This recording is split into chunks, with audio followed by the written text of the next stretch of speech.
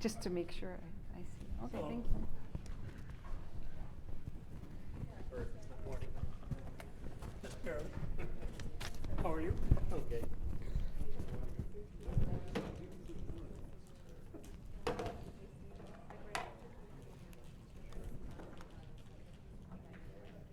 Did you see Mike Shull's attempt to assemble all the PhDs into a database?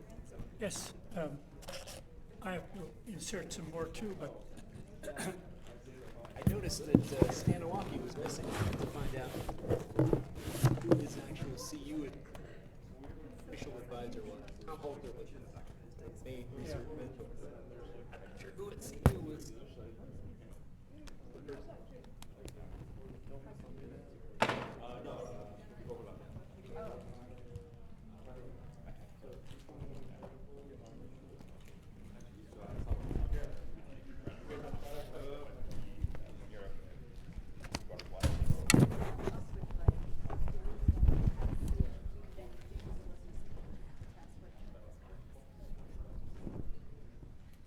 I'm saying good morning.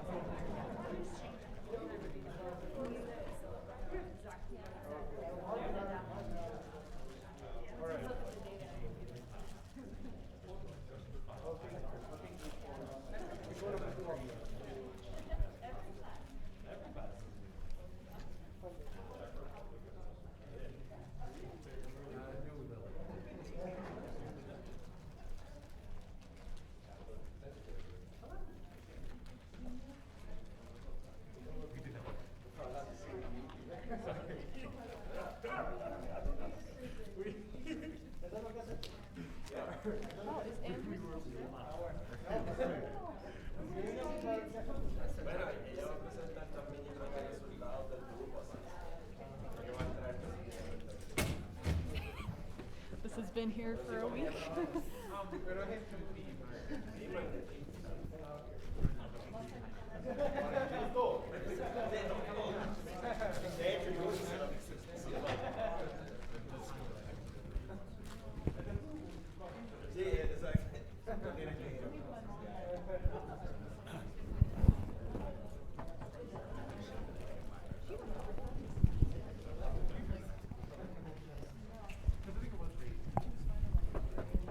good afternoon. Well, we have the joys of visiting magnetic fields in the sun today by Maria Kazachenko, also known as Marsha. And a little bit about her background. She is one of the two unique joint appointments between the University of Colorado, in this case APS and LASP, and the National Solar Observatory, all in the spirit of trying to provide very active collaboration with the arrival of the National Solar Observatory on our East Campus. And that was also predicated by building the largest solar telescope that goes by DKIST, but basically Inouye, Senator Inouye Solar Telescope. Now it's become sort of the Inouye Solar Telescope. And it was formally inaugurated on the 29th of August, this August, after a very major building program that the NSF has, with enthusiasm, supported, and also $364 million. So it's a 4-meter telescope, and you would think 4 meters, hey, we've got 8 meters and 10 and 30, so what's the problem? Heat. You have a lot of sunlight coming onto the surface, and you want to be able to maintain it. And so not only do you wish to build it, but you want to keep it cool.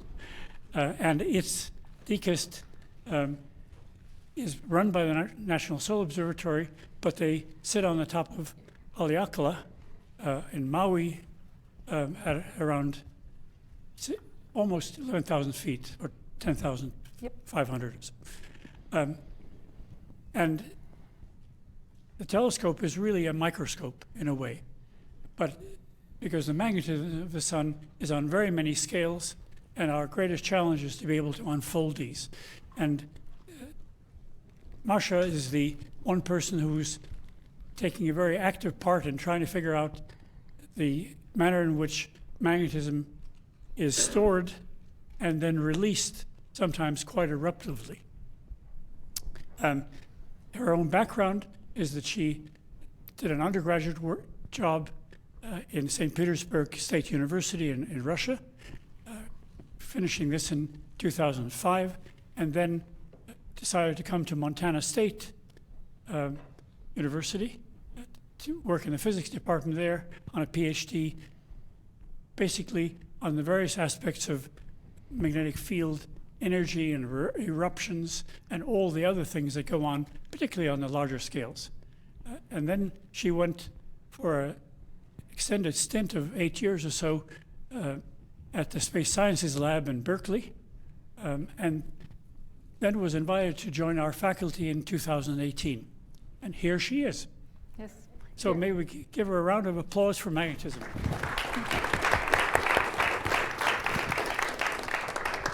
Thank you so much, Yuri, for introduction. So today I'm going to talk about solar magnetic fields before and during eruptions. And what I'm going to do is basically celebrate research of various group members. So my group consists of myself, you see myself here, 3 graduate students, Dennis, Marcel, and Cole, 2 postdocs, Benoit Tremblay and Ryan French, and then 2 research scientists, Andrei Afanasyev and Rahul Yadav.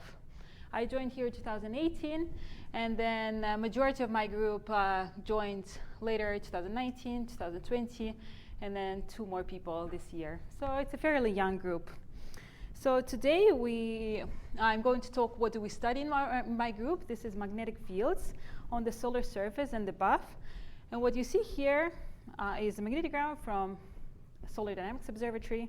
Different colors show different orientation of the magnetic field. And the thing of the aspects that we study in this magnetic field is all the way from these teeny tiny magnetic features called the quiet sun to the huge sunspots on the right hand side, the active sun. In reality, however, there is no such a thing as a quiet sun.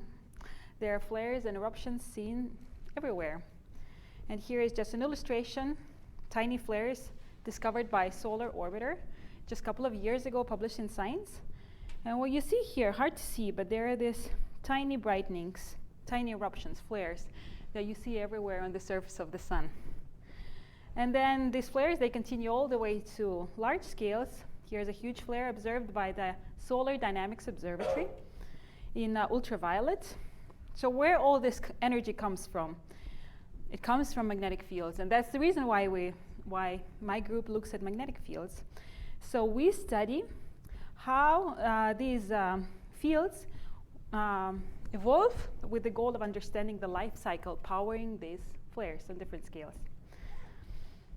So so we have known about magnetic fields since George Ellery Hale paper in 1908. So you would ask, why bother? Why should we study solar magnetic fields now, right? And the reasons for these are 3. There are 3 reasons. First of all, now we have the largest sample of magnetic field observations from the Solar Dynamics Observatory. And here is illustration, 2 magnetograms from 2011, 2021. You see lots of variation in terms of activity, the amount of spots on the solar surface. So we have this huge sample of data. And it's just not the line of sight magnetic field, but the 3D vector, so the vector magnetic fields, 3 components. Secondly, now we have high resolution observations of magnetic fields with resolution up to 20 kilometers. And that's the main reason why I moved here to Boulder, because we're going to have this wonderful observations from DKIST, and then in future other telescope, like for example, hopefully European Solar Telescope. And here is just an illustration of what you could see on the small scales. Doesn't get boring, right? And then finally, only now we have high quality multi-height observations. So not just at the photosphere, but above it in the chromosphere and even the corona of the magnetic field. And another illustration, photosphere and chromosphere, the magnetic fields at these two layers.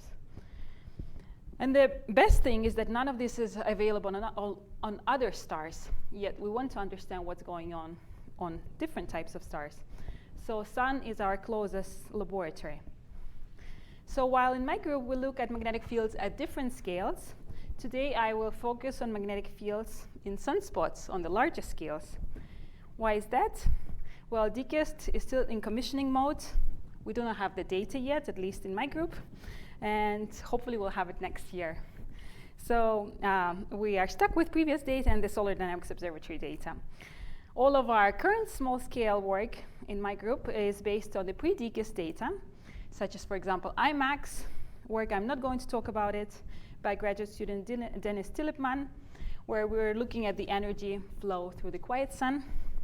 And then we, of course, have Swedish Solar Telescope on another nice island in Canary Islands.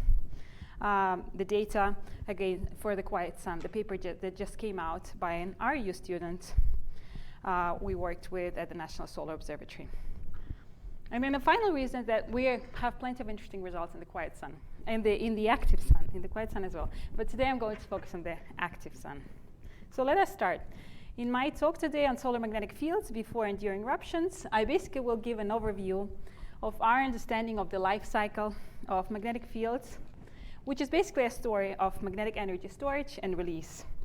I will highlight you some of the recent developments in data-driven simulations, so the simulations that we use to understand the solar corona where this energy is stored. And I will show some observations that complement this simulation to understand how this energy gets released during the flare. So let's start. Where does the energy in solar flares come from? It all comes from low corona magnetic fields. And the problem there is that coronal field measurements are very sparse. So all we are left with are routine photospheric magnetic field measurements. And here is another magnetogram that you already recognize in the photosphere. So therefore, most of our knowledge of the coronal field, where this flare energy is stored in relies on some kind of extrapolation of magnetic field in the photosphere or modeling. So how do these magnetic fields look like? Here are observations, not simulations, from Solar Dynamics Observatory, where we see the three components of vector magnetic fields on the solar surface, the surface of the sun, in an emerging sunspot. So the sunspot appears on the solar surface, that's what we see. And these type of observations are available every day, every second, nearly every second since 2010. So we have all this data.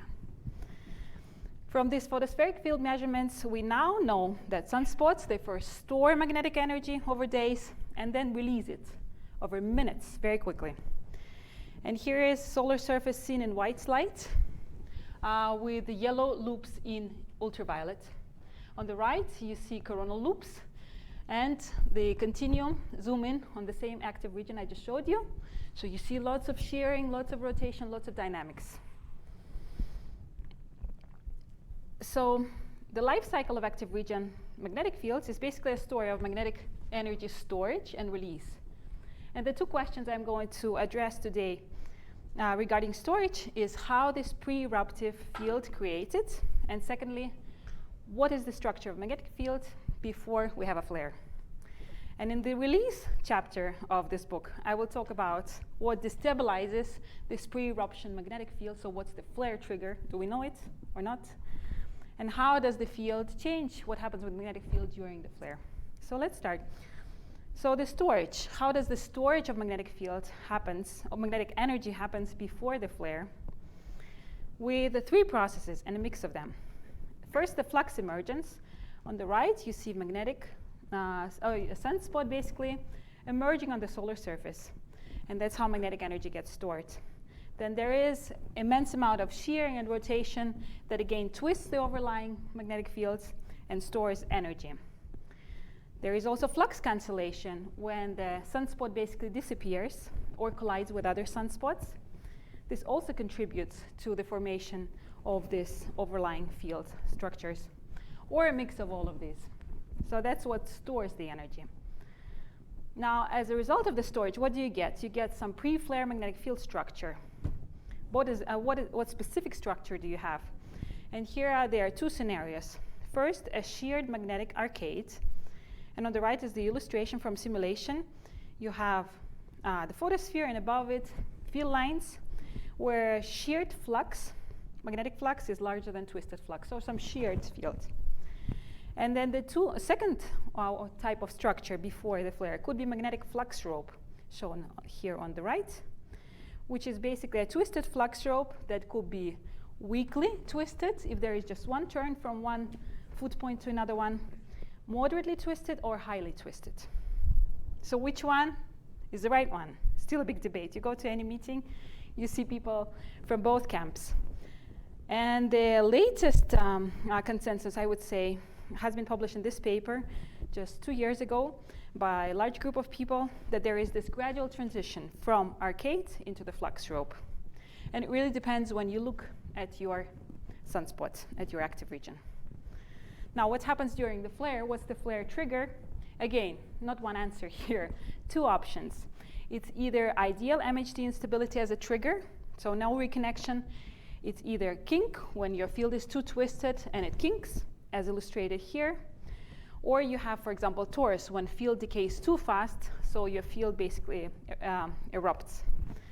And the main thing is, what's the observational signature? How could we verify it? Because simulations are good for a limited number of cases. The observations here are CME acceleration. If you observe your acceleration without any other signatures, then you basically have a signature of ideal MHD instability, in simplest words. The second option is magnetic reconnection as a trigger. So first you have reconnection, and then you have eruption. And in this case, the best observational signature is the brightening. Okay? So which one is correct? Still a big debate. One way to figure out the trigger is look what happens in the observations. What happens first? Acceleration of your CME or loops, or brightening? And now it's quite possible to verify it with high cadence multi-vantage point observations. And here is a paper, very nice paper by Zhu et al., where they looked basically at coronal observations from different vantage points from stereo, chromospheric brightening, that signature of reconnection, and they compare it. What happens first?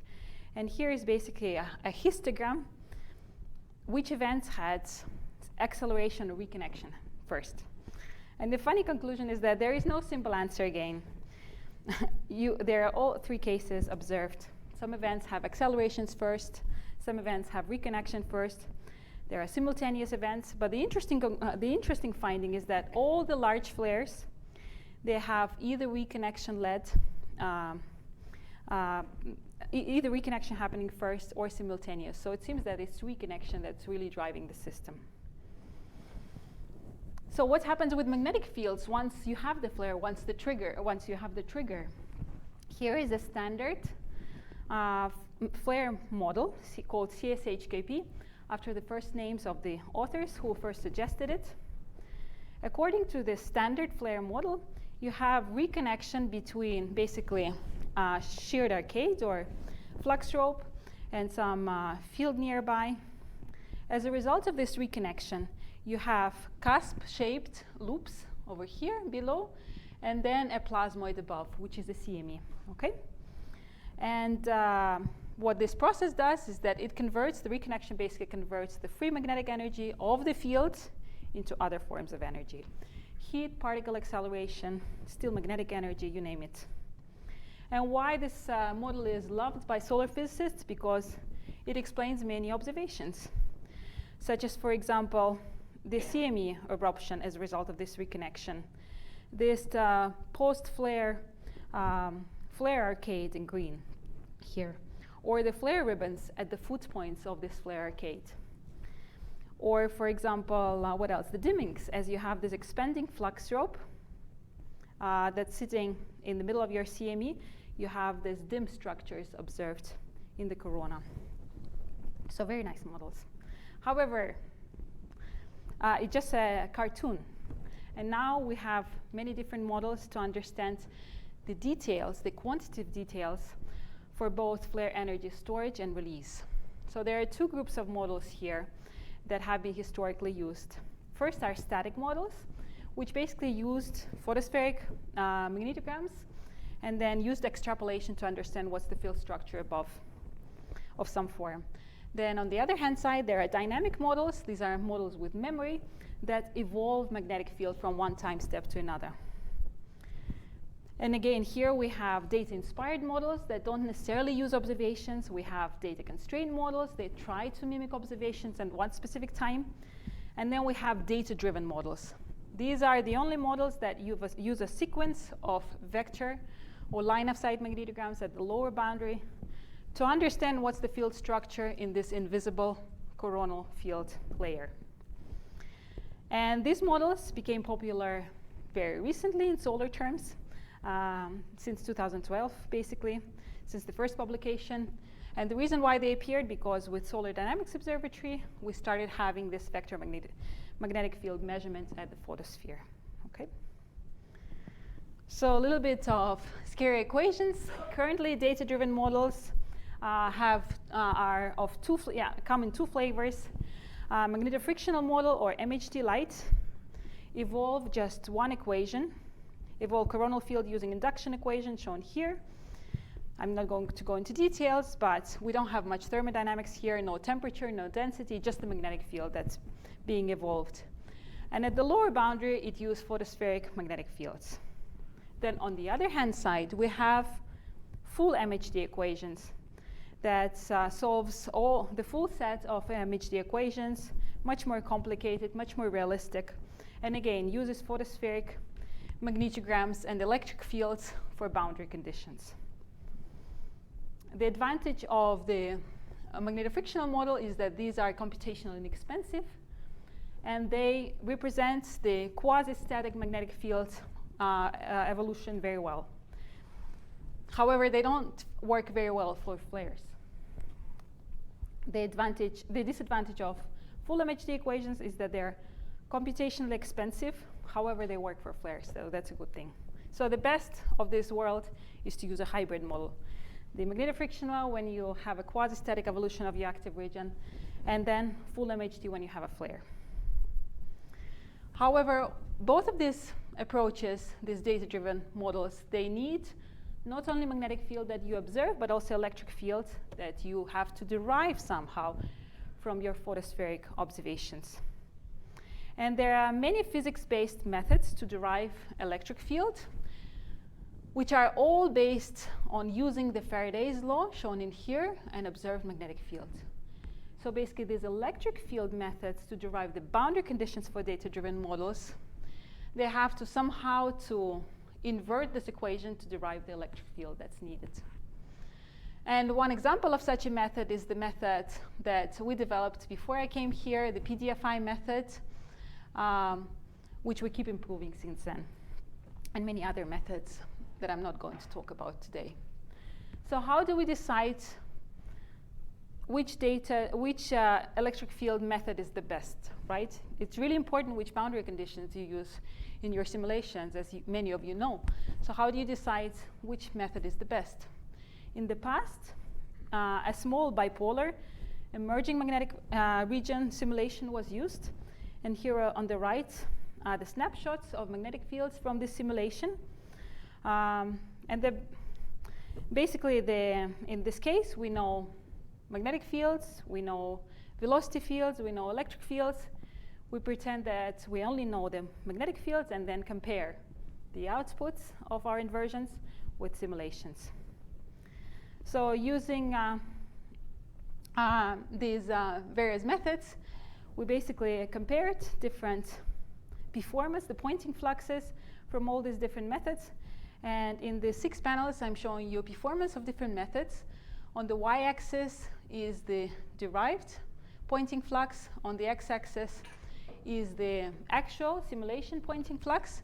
And you see, you get all kind of performances here, right? And which one is the best one? Now the best methods are considered to be day 4 VM. That's a method developed on the East Coast.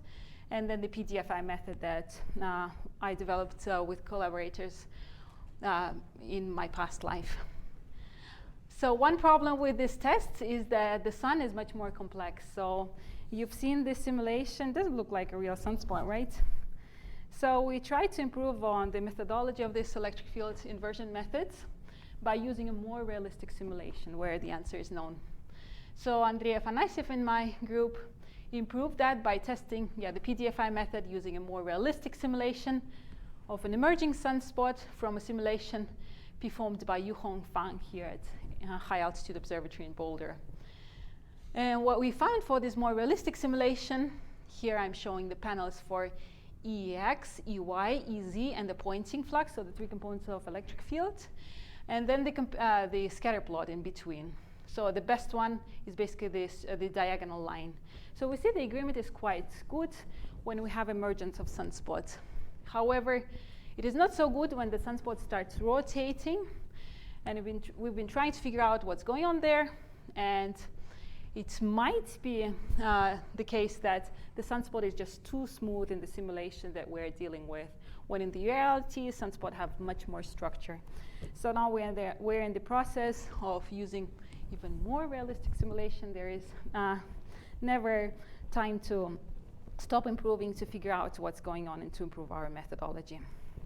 Now, besides that, besides physics-based electric field inversion methods, there are machine learning methods. And here is an example of work by Benoit Tremblay, a postdoc in our group, who derived horizontal flows using the deep well machine learning method, velocity inversion method.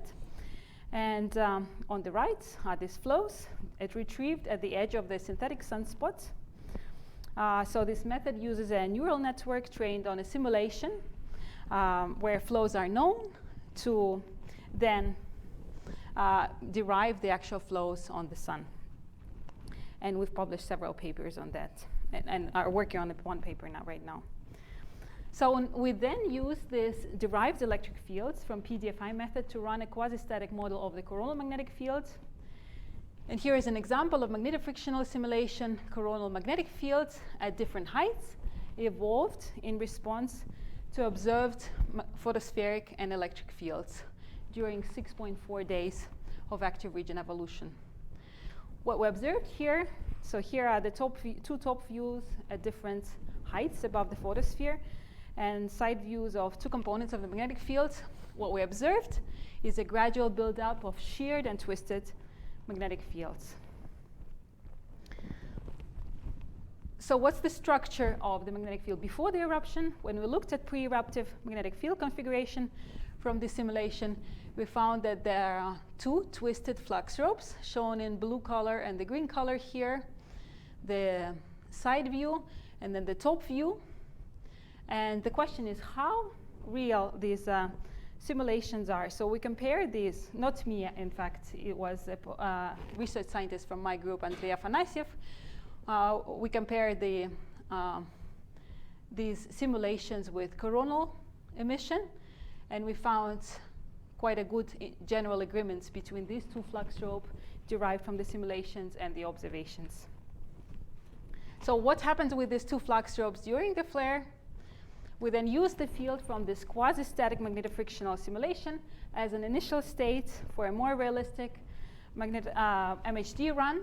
And here are the movies of radial velocity, density, and twist per unit length in the longitudinal cut.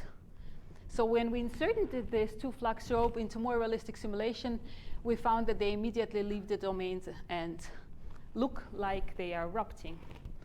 But this is just a snapshot, so to figure out whether there is really an eruption, we tracked a set of foot points originating close to the two flux ropes.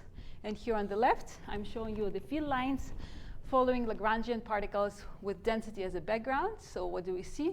If we run it, we see that these particles, they leave the domain.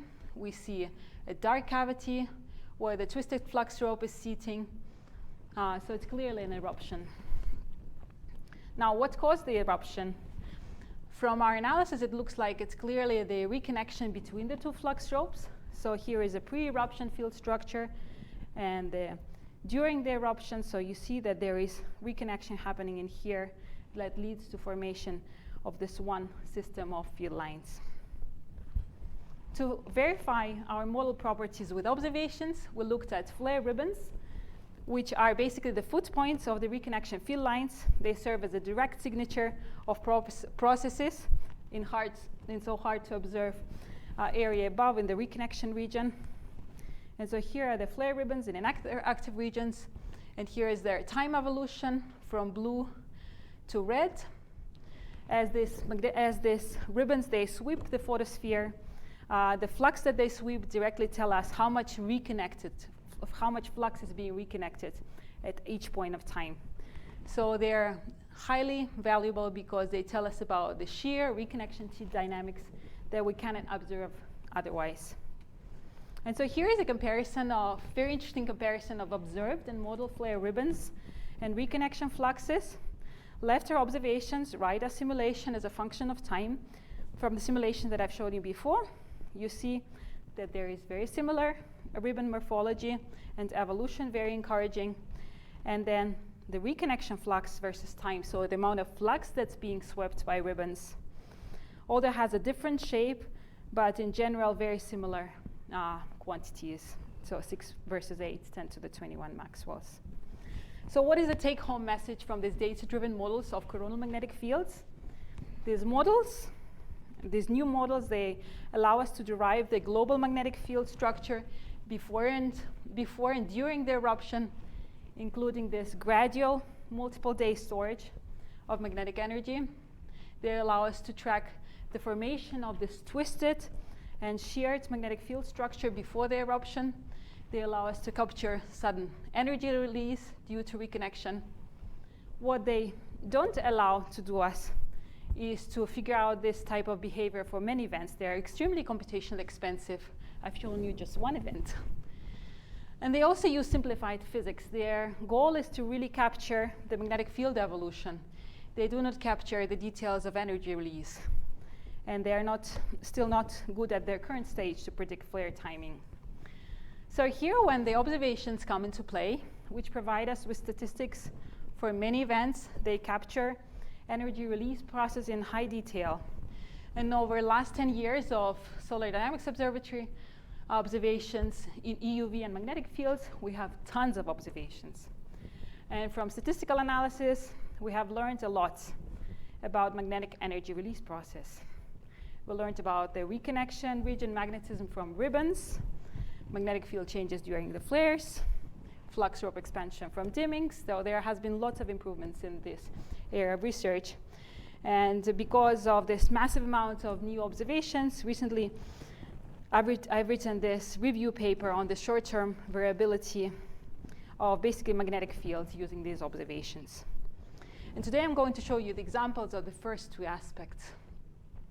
So here is an example of statistical analysis paper of flare magnetic fields by myself right before I came here. Here we created the first database of reconnection fluxes, so fluxes swept by ribbons and fluxes that actually reconnect in flares, and found that these reconnected magnetic fluxes define other flare properties. So here, just for comparison, unsigned active region flux within the whole active region versus the peak X-ray flux. So you see large active regions, small flares, large flares. There is no general trend. If you look only at the magnetic flux that gets reconnected in the flares, then you find a nice relationship between the two. And that's the plot shown on the right. So since then, there were many studies using this data set, this particular data set and others, to understand many aspects of flares, such as, for example, durations, relationship between flares and CMEs, and many more. And this study has also showed that statistical analysis of flare ribbons show how important it is to understand the details of the flare energy release process and the processes in the reconnection current sheet. And just to remind you again, what happens during the flare? Reconnection occurs in the thin current sheet. It's not a dot, it's a thin current sheet created by the inflow of oppositely oriented magnetic fields. And the reconnection nature is still being debated. One possibility for the process is the tearing mode instability occurring here, and actually I'm showing it here, where basically current sheet, which is not a dot, breaks into this series of islands or plasmoids of different sizes. So here is the side view of the current sheet, and then the ribbons below that might result in plasma turbulence. So here is a zoom in on this current sheet.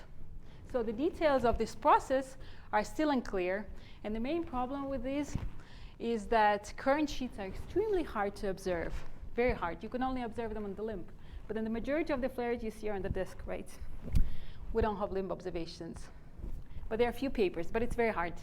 The good news is that a flare ribbons are much easier to observe. You see them constantly on the disk. And these ribbons, they have spatial and temporal evolution that is highly complex.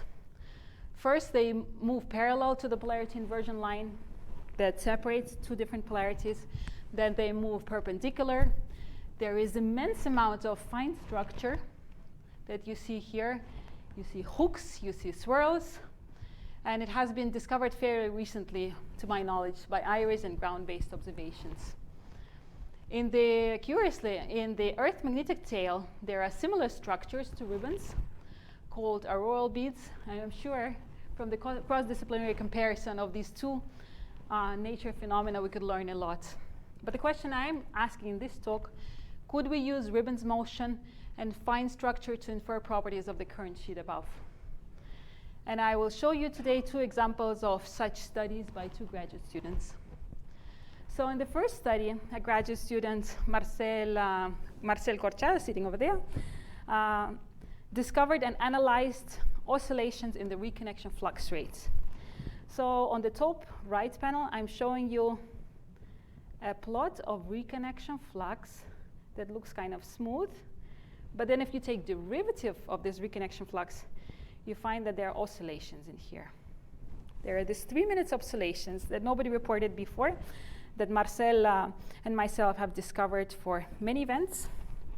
Then if you look in the Fermi emission in hard X-ray, then you find that there are similar oscillations in the hard X-ray, signatures of particle acceleration, which are slightly delayed. And then in the soft X-rays, you have similar oscillations, but again, with a slight delay of about 1 minute from the reconnection rate burst. So what is the nature of this burst? Could it be the first signature of flux reconnected in these islands, these tiny islands that I've showed you before in the reconnection current sheet? So to estimate the fluxes that could be associated with each magnetic island and to compare them with existing simulations and theories, we quantified reconnection fluxes in each burst. And here is the distribution of the reconnection flux per burst. We found 11 bursts with fluxes spanning from 0.1 to 710 to the 20 Maxwells. And the bursty part accounts for the majority of flux being reconnected. Though we performed this kind of analysis for many, many events, for dozens of events, and we found for the events that display the oscillation pattern, a similar kind of scenario. There is magnetic reconnection happening in bursts with periods of minutes, and these bursts account for the majority of the flux in the event. The particles are accelerated near contemporarily with this reconnection rates, oscillations. And then the higher resolution EUV images show swirls in the ribbon fronts, known to be associated with tearing mode instability in the current sheet. So our conclusion from this study is that these nearly contemporary bursts in reconnection rates and particle fluxes is evidence of oscillatory process in the current sheet and plasmoid dynamics, which in turn leads to the oscillations in the particles, in the particle acceleration. So that's the first study that we did. In the second study, a graduate student, Cole Tambore, supervised by myself and Adam Kowalski, used ribbon morphology to understand what defines stellar impulsiveness. So now we're switching gears from the sun to other stars. So what Adam discovered is that there is this new impulsiveness index that could be used to classify stellar flares. And this impulsiveness index is basically the characteristics of how impulsive the stellar flare is.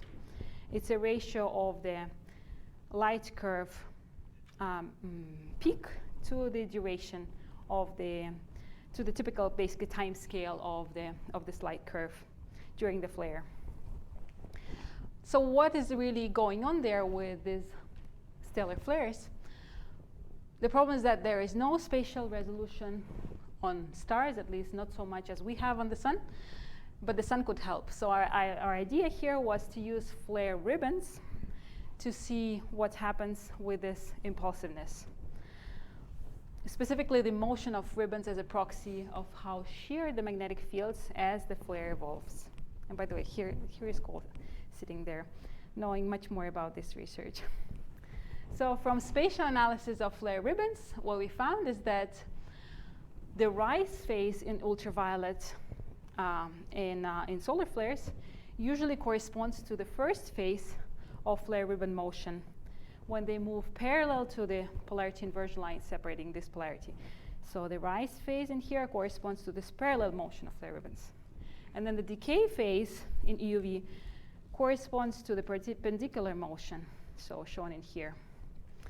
As the magnetic flare progresses, there is this decrease in the magnetic shear all throughout the flare, and this high sheared early period seems to impede the particle acceleration in agreement with recent theoretical works. So how this type of work is useful, Cole is working on his comp paper. This kind of study is very useful because it could really tell us what's going on your favorite stellar flare morphologically with high temporal and spatial cadence to understand both the physics driving major solar and stellar flares. One aspect of flare magnetism that I haven't yet discussed is what really happens to magnetic field during the flare. So in theory, we know that coronal field changes, releasing free magnetic energy. But in reality, we cannot really look at the coronal field and see how much magnetic field energy there is before and after the flare, and what's the structure of the field, because we don't have high spatial resolution coronal field measurements. However, we have vector magnetic field at the photosphere, and on the right is the pre-flare magnetic fields in the photosphere. So the positive, negative polarity, the direction of the magnetic fields. And what you see during the flare is that this photospheric magnetic field changes. It increases, the horizontal field increases at the polarity inversion line, so the field becomes much more horizontal at the polarity inversion line during the flare, and it becomes more vertical away. So you have decrease of horizontal field components away from PIL. What's going on here? One interpretation is that magnetic free energy in the corona decreases. As a result, your field basically deflates as a balloon, and you have the increase of horizontal magnetic field after the flare. Now, all the work before we analyzed, we did some analysis this year, was for just before and after the flare measurements. And in the study by Rahul Yadav, research scientist from my group, we, for the first time, used Solar Dynamics Observatory vector magnetograms every 2 minutes to understand what's going on with flare magnetic fields during the flare. So on the left, what do we see? We see an example of magnetic field changes. So that's a horizontal magnetic field change from before to after the flare. So red color means increases in horizontal field at the polarity inversion line. Blue means decrease. Then the second plot is the duration of this magnetic field change. So this duration of the field change. Then the start time of the field change. When does the field really started to change? From early blue to later red. And then we compare it with the signature of magnetic reconnection with ribbons. Okay? So here is the time evolution of flare ribbons in the same area. So what did we find? We did this analysis for many events, and we found similar timeline for all these events. First, we have ribbons. So the signature of magnetic field reconnecting close the polarity inversion line. So the field reconnects. Then later on, that's the change of magnetic field start time. Then later on, the field starts actually imploding. So the field starts changing at the polarity inversion line becoming more horizontal at the polarity inversion line and more vertical away from it. But funny enough, this change is not the same everywhere, so you see it's quite patchy. Why is it patchy? Is it because we don't have high enough sensitivity there, or the field is really so patchy there? And then the time scale for the magnetic field change, that's a very interesting result, is exactly 30% of the flare duration.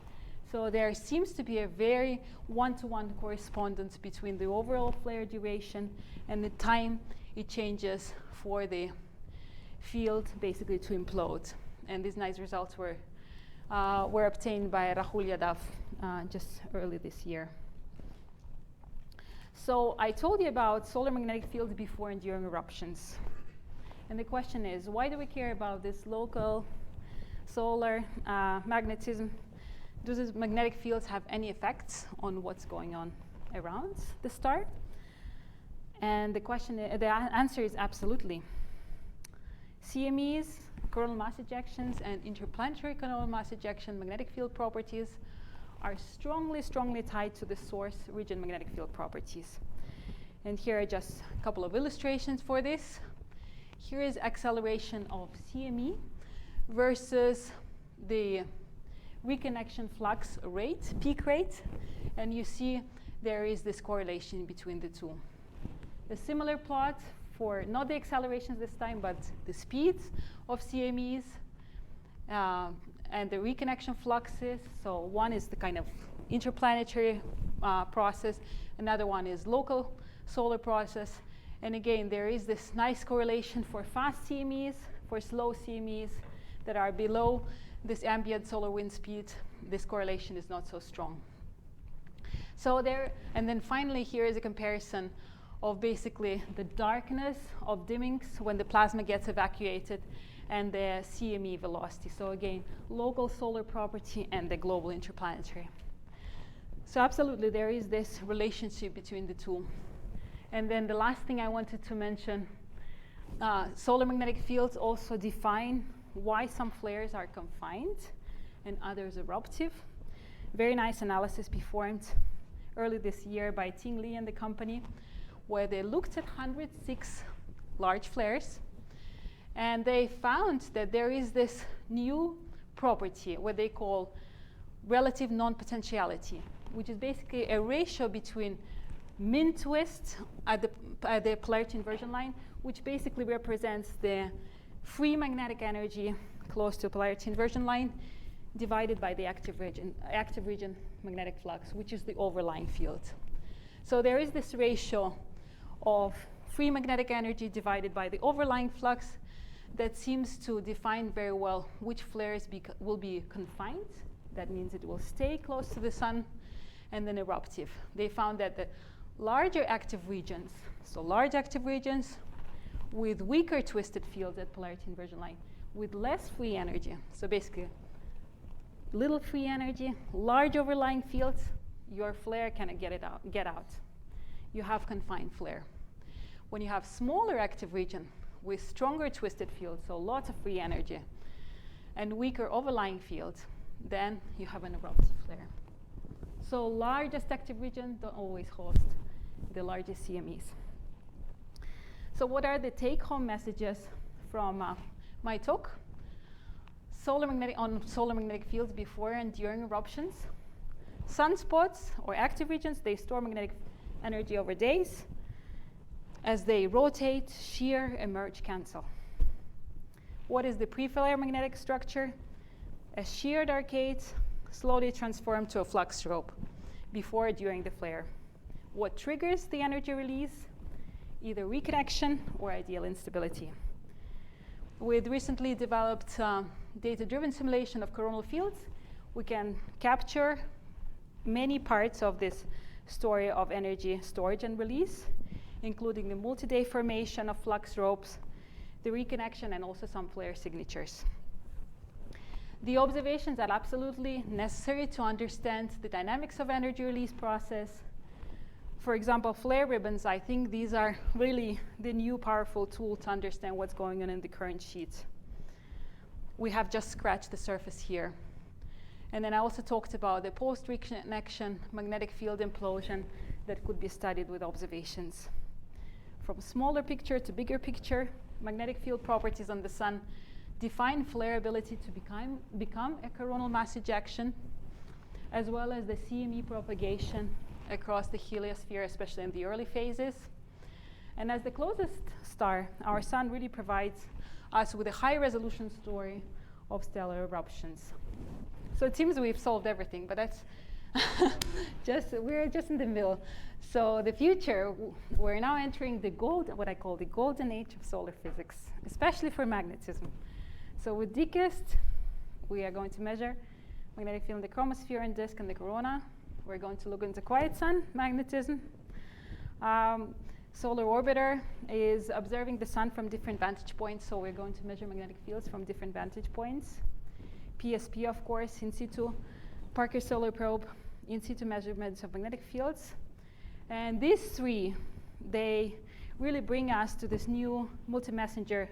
So it's now our time to do multi-messenger solar physics, astrophysics with these magnetic field measurements. And in future, we'll have many more. UCOMP is starting to come online, possibly Cosmo, Punch, Muse, lots of exciting missions. So it just started, and it's exciting to be a graduate student and early career scientist. So here is just my summary. Thank you all for your attention.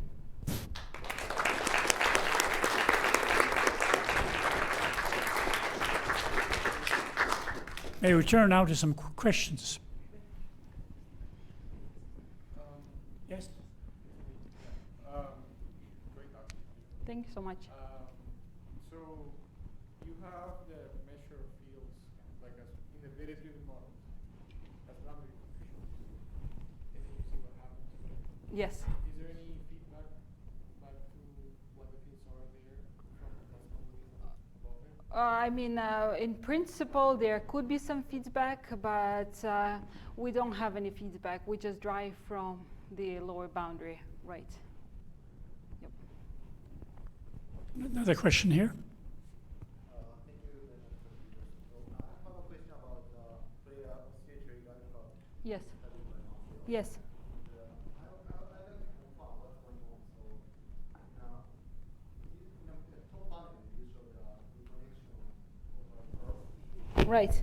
How related, for example, period or how they or both? So what's going on?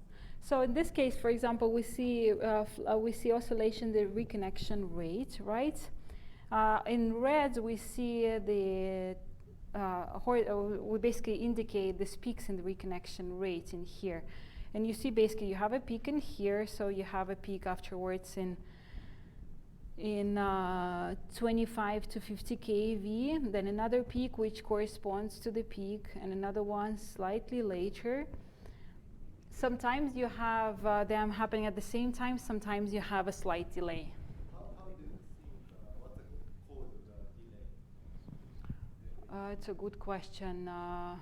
Could be it's a good question. We're still trying to figure that out, yes. We'll put that in the good question category. Another question from Jeff. Yeah, I'm very interested in the whole question of dynamics, Right. which you said must be very important. And the question I have is, what's the relative energy produced in flares in radiation compared to dynamics, kinetic energy? Right. And are the theories now coming up with similar numbers or similar ratio compared to observations? Right, so there have been a fair number of energy partition works lately, and there is a large span of energy estimates, relative energy estimates. It is generally agreed, I think, that the kinetic energy with the CME could be easily a half of the basically released free energy, and then everything else goes into radiation and particles. So are theory and observations basically in agreement? Oh, theory and observations. Which theoretical works are you referring to? Yeah, because I mean it's very hard with theory. It's really hard to kind of have a simulation that combines both the kinetic energy of CMEs and particles and observations. I don't know any theoretical works or simulation that really combine all of these. So the works I'm mostly aware of are observational. Jack? Masha, I wanted to maybe drill down or have you speculate a little bit more about stellar flares, because most of the stars in our stellar neighborhood are M-groups, Right. and they seem to erupt much more often, and that may have, important consequences on habitability of exoplanets. Right.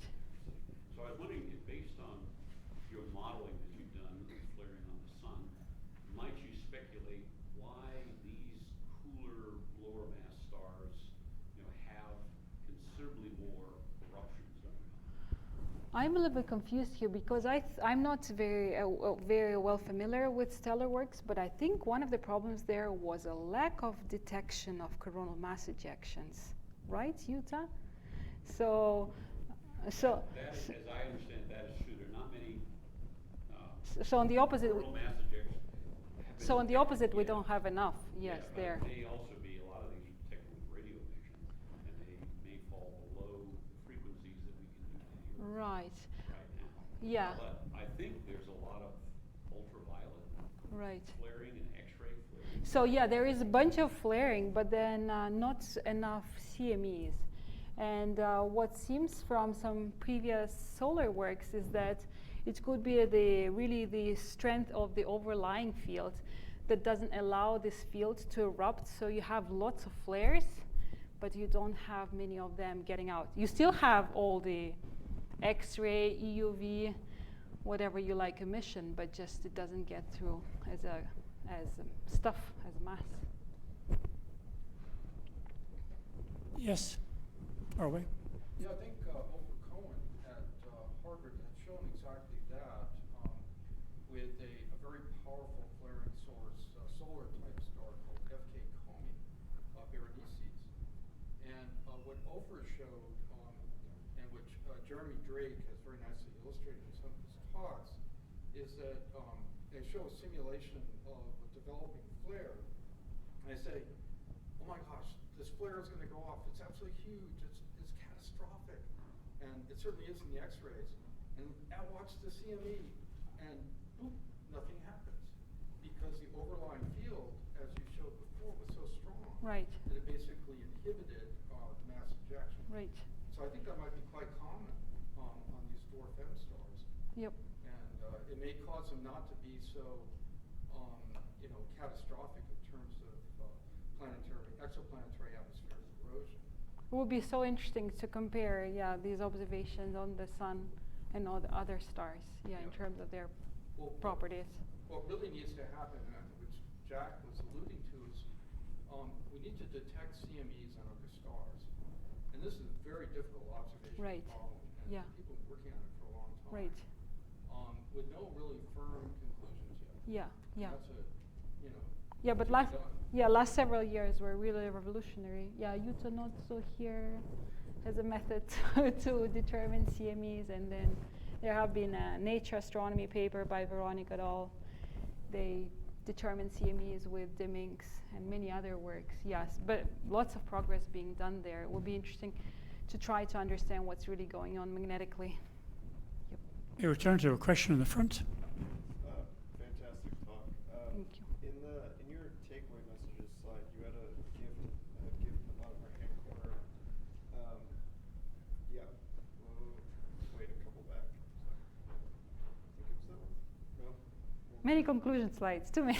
But there was, it looked like there was like an anomaly that wasn't part of the flare that was coming out from like the left side, and I was curious if you knew what that was. Yeah, I'm sure. I'm curious which one.